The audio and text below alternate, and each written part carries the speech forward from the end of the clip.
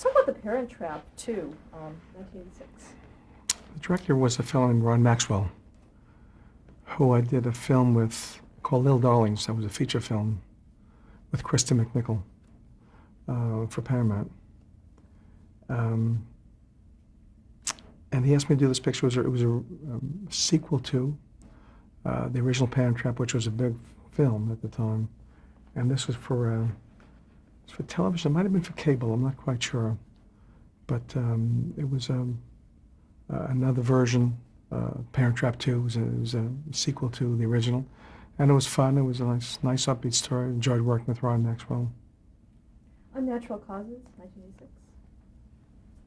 I've done a number of films with Lamont Johnson.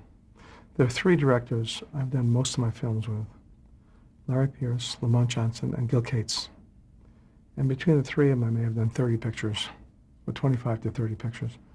And so he's clearly one of my favorite people to work with. Talk about how you work together. Lamont is really a great director to work with because he's very sure of himself for what his vision of the screen is. And he's equally sure to leave things in your hands and to accept maybe a new approach to something. Unnatural Causes was a story of a Vietnamese soldier, came back from the Vietnam War, who 10 years later started to develop cancer. And it was kind of an expose of the whole Agent Orange thing, so it was a very interesting, very well done scene, some clips of the Vietnam, the war. And yet, I think I did that also with the synthesizer. And I think I did that with the synthesizer so I could get into his head, to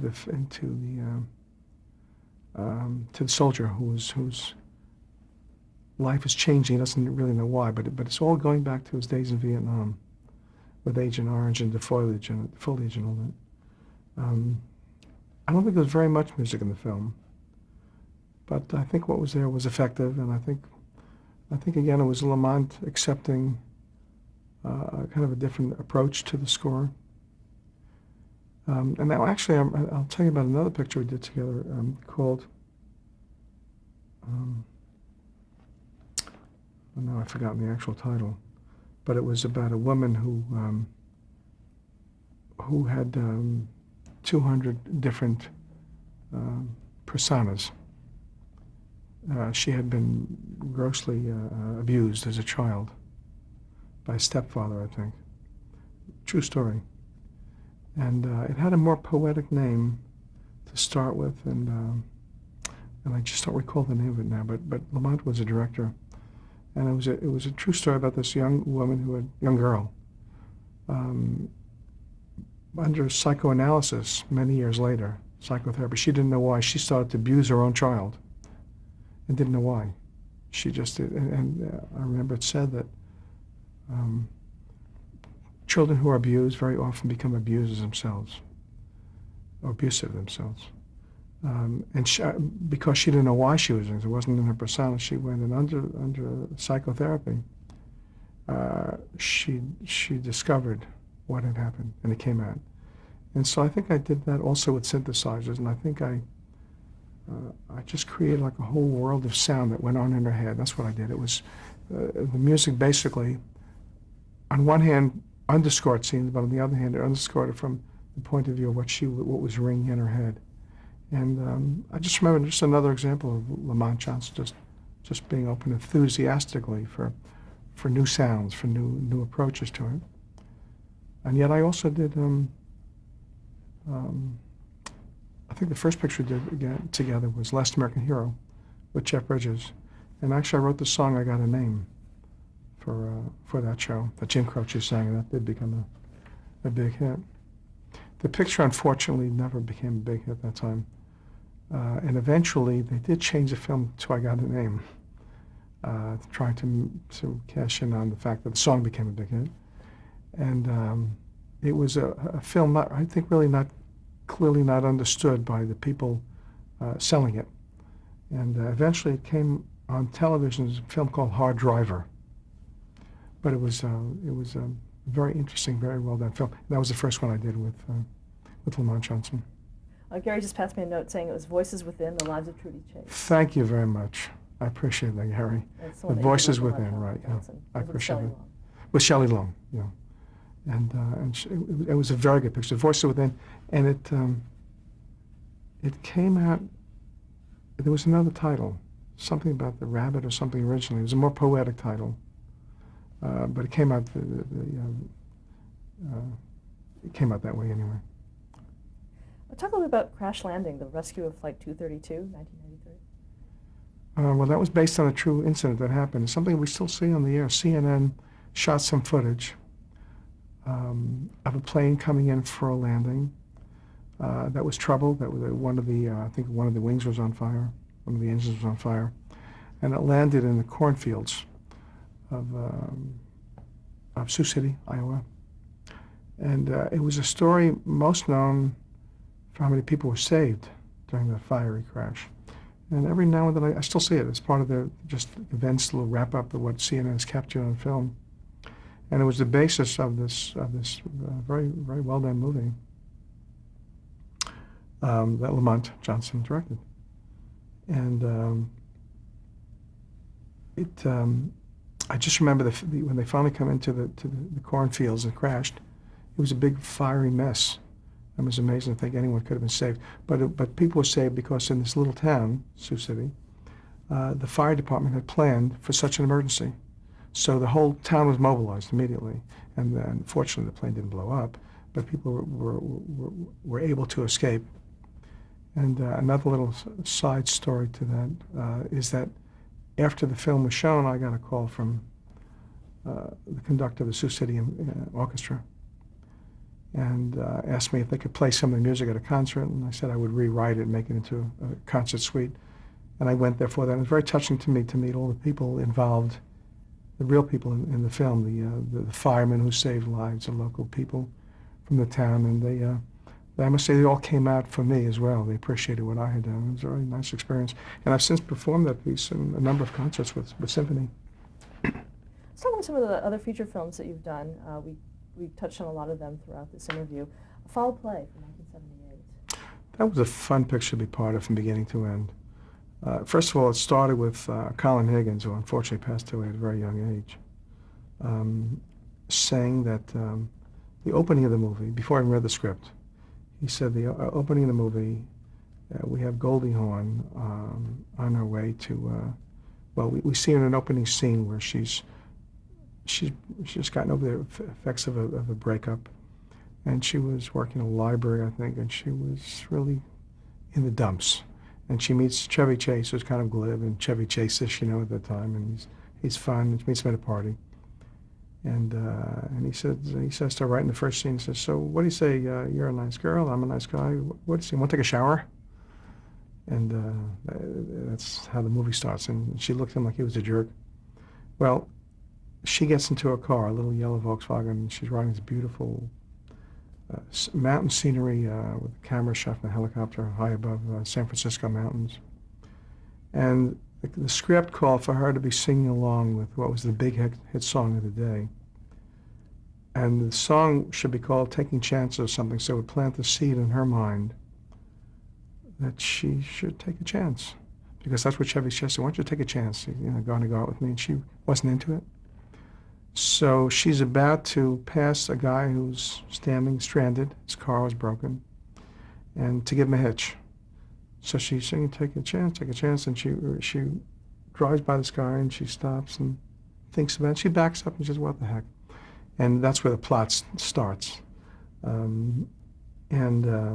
So we wrote a song called Ready to Take a Chance Again, and we got Barry Manilow to sing the song. And I'll never forget when Barry came to California. He produced the record and with Ron Dante, and he came to California and played the now finished record. Usually I would be involved with the recording of a new song of mine. Usually I didn't produce it. In this case, I was very happy to have Barry take charge and do it because he was great, and he was at the height of his career. And he came back with this phenomenal record, and we were all in Music Stage M at Paramount, and took out a cassette or a CD and said, "See what you think." Anyway, we were all blown away by it. It did become a big record, very big record, big song, and we were nominated for the song.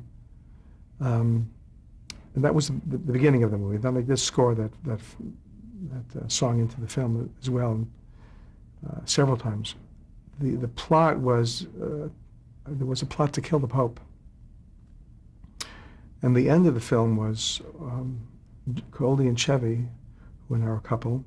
He was a detective, converging on the War Memorial Opera House in San Francisco to stop before this albino was about to shoot the Pope. And so the end of the movie took place in the Opera House. And we'd see scenes from the Mikado. I went to New York and I recorded the New York City Opera Company.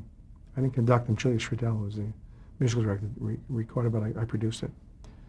And then we brought the whole New York City Opera Company out to the Shrine Auditorium, where they blocked the stage in, and then put the stage of the Shrine Auditorium with the Opera Company into the War Memorial Opera House. I mean, just the logistics of this whole thing is unbelievable. My job was to take this last 10 or 12 minute piece from the time that Chevy and Goldie are riding down this wild madcap adventure to get to the Opera House in time. We saw the Pope entering the Opera House, and the music of Mikado started with the overture. And then we'd cut away to Chevy and Chase doing something, and then we cut back to the Opera House, and now the opera was in progress. So it was my job to take these 4 or 5 different scenes from the opera, Three Little Maids Are We, and then I would pick up on that and cut to Chevy Chase in the car rolling down these extraordinary hills in San Francisco, and various things happen along the way. They end up with a Japanese couple in the back of their car waving an American flag, or having a great time. They thought they were watching Kojak. And the music, I had the music lead from my score to the Mikado, to the Mikado, to the score. And so it became one piece of music. So that was a great challenge for me, and it worked very well. And it was a great experience. Anyway, that picture is kind of I've done a number of films that have both suspense and comedy to them, and it's a question, I think I mentioned this earlier, about playing something like that, because her life is in danger. She's being chased for her life. She thinks she's threatened. She thinks she's going to die, but the audience is watching Goldie want to have a good time. And they're having a good time watching her. So it's always a balance of playing the suspense or making it comedic, and which side of the fence are you on as a film composer. And the film was very successful. It was a lot of fun. 9 to 5. Well, then after that picture, Colin Higgins did 9 to 5, and he asked me to score the picture. Normally I would have written a song, but Dolly Parton had already written a song called 9 to 5. But I said I'd be happy to do it, and it was a lot of fun.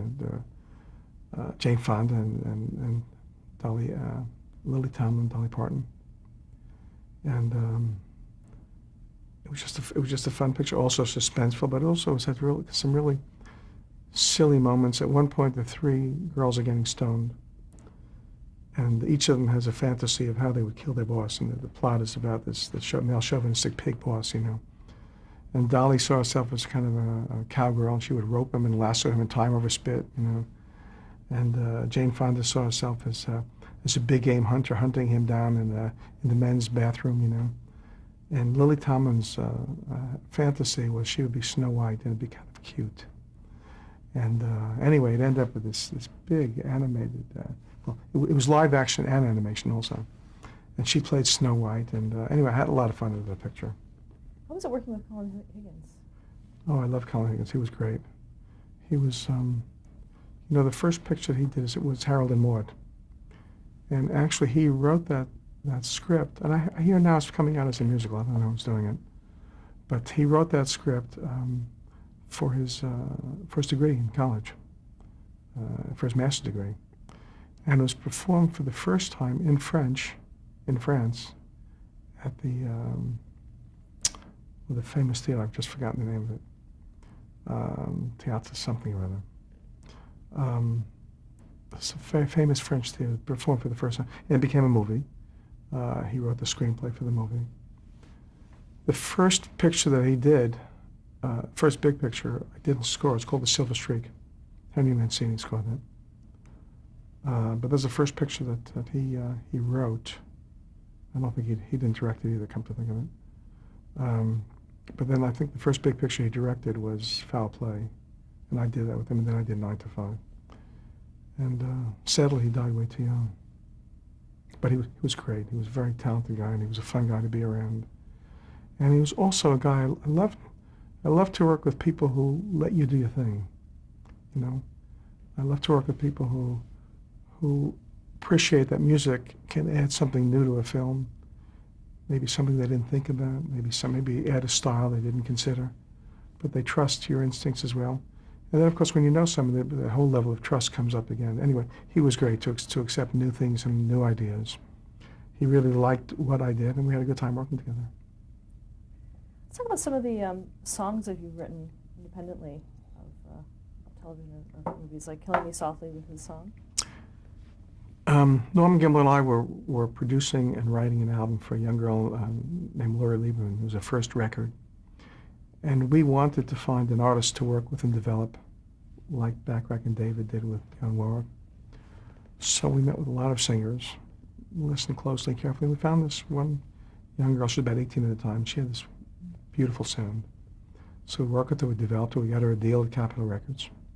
And the first album, we had 9 songs finished, and we needed a 10th song to finish, and Capitol was anxious to have the album out. And they called and they said, come on, fellas, we need a 10th song, we got to get this album out. So sitting around my house, the 3 of us, Norman, Laurie, and myself, Norman had a book of song titles that he sometimes looked at. And one of the titles was Killing Me Softly with His Blues, which is a line that he heard someplace, I think. And blues seemed like an old-fashioned word. You know, it didn't seem like you needed a song with blues in it. So he said, how about Killing Me Softly with a Song? And that sounded like an interesting topic. Well, he went home, called me later, a few hours later, with the title, with the lyric. It came to me right away. It must have taken me all of 10 minutes to write that song, maybe an hour. And the next morning, we got together the next day. We played it for Laurie. And she loved it right away. She said it reminded her when she was in a nightclub and she heard Don McLean sing. And so we took her into the studio to record it. And I just didn't get the sound we needed in the studio. She had a new recording on it. She had a beautiful sound. And it just didn't sound quite the same in the studio at Capitol as it did in my house. So I had Capitol send over the recording equipment to my house, and I'm pretty sure it was like Mother's Day or maybe Valentine's Day or something like that, because I know my wife wasn't too happy that I had to be recording in my house, and she had to leave with the kids because I had 3 kids. There's too much noise in the house. But in fact, we recorded Killing Me Softly for the first time with Laurie singing in my hallway, and the machines were in another room. And that was the version that actually went out. One of the things that Capitol did for us was they programmed that record on American Airlines. It was like the Theater in the Sky program. So at that time, I think people didn't bring their own cassette machines and things with them. I'm talking about 1973 now. If people want to listen to music on a plane, they had pre-programmed music, which we still have, except now people bring their own CDs with them. Roberta Flack was flying from Chicago to New York, and she heard our song. She heard the album. She tracked me down, and I very distinctly recall her voice. She was a big star. She had just finished. She had just won the Grammy Award, first time ever. I Saw Your Face, and she's a great artist. And she tracked me down at Paramount. I think she got my name through Quincy Jones. He had an office at A&M at the time, and I got a call on a lot of Paramount Pictures. I was walking through the musical library, and someone handed me a telephone and said, "Here, this is for you."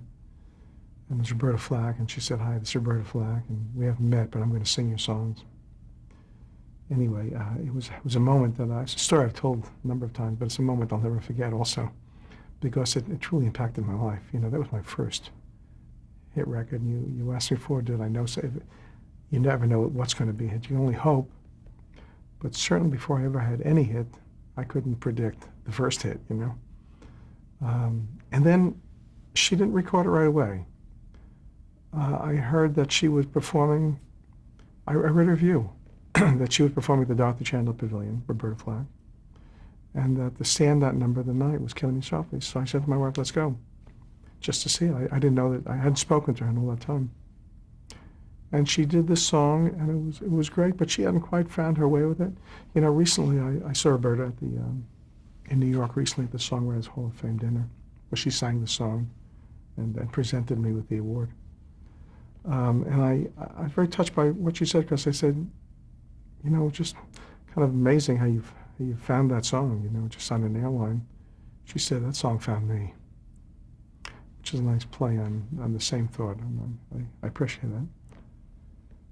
Anyway, then I didn't know that she recorded it. I didn't even see her that night, frankly. Sometime later, I got a call from some music print house in Florida. I forget which one, maybe Columbia Songs, asking me if the print rights were available on Killing Me Softly.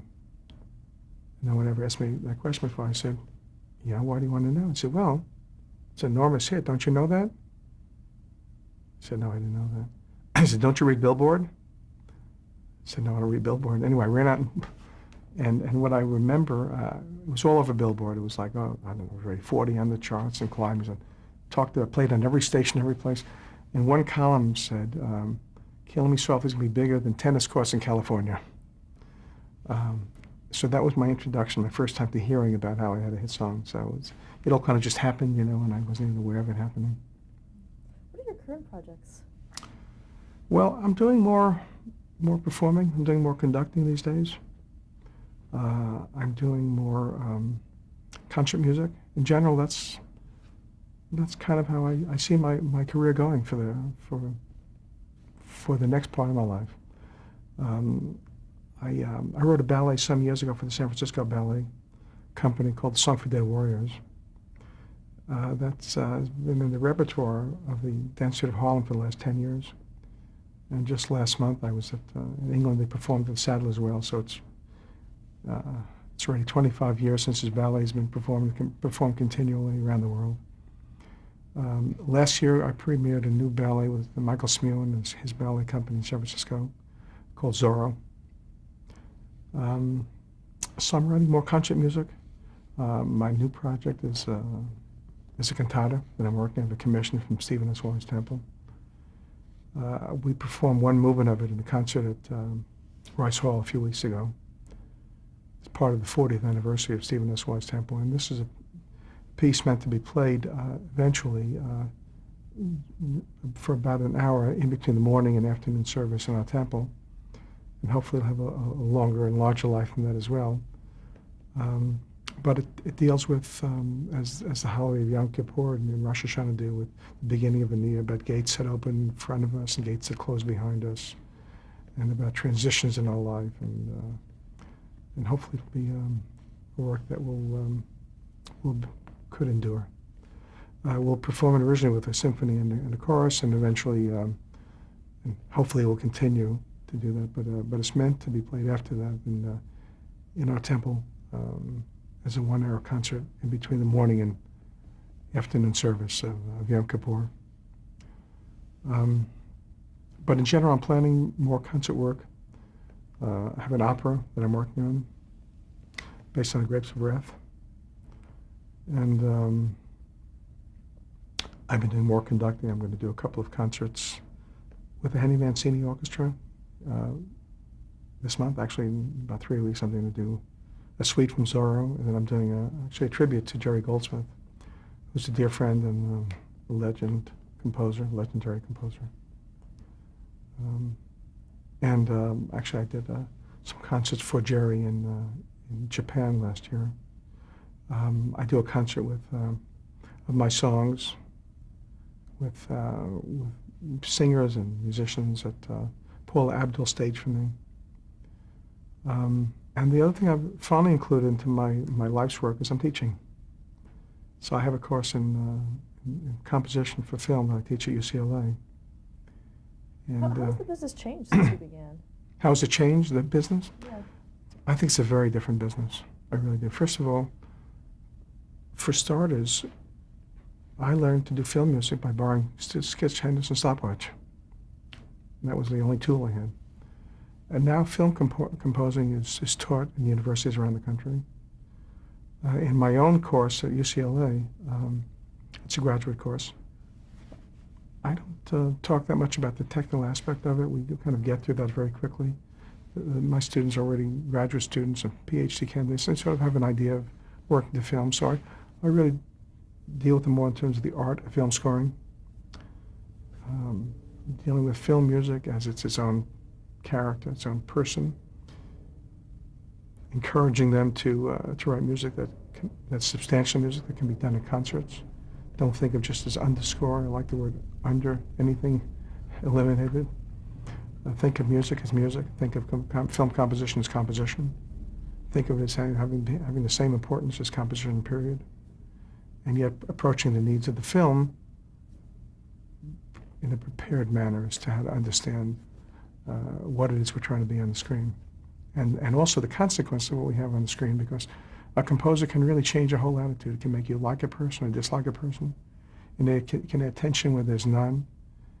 If it's seen as played badly, it can make you hate a scene. It can make you misunderstand the scene. It's really it has a great deal of import as to what film music can do when it's done well or badly. So that's kind of the level of the teaching that I like. I don't think any of that was taught years ago when I first got into it. There's also the whole day of synthesizers,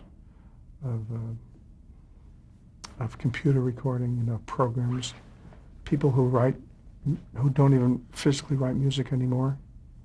I mean, I still write all my scores with my hand, and to me it's inconceivable not to. And yet they're clearly composed. I'm not passing judgment. I'm just saying that it's changed. I like to write a score, so I line up my flutes and my woodwinds and my horns and timpani, and then I see the music in front of me, and it means something to me to look at a score page. I hear it, I see it. There are composers who have just learned to compose on the synthesizer so that the flute can be in any range, not necessarily the range of the flute, because you can extend it with synthesizers. And very oftentimes they just turn over whole programs to an orchestrator, composer person who then annotates it and gives it to an orchestra. Actually, let's stop there and change Okay. the tape.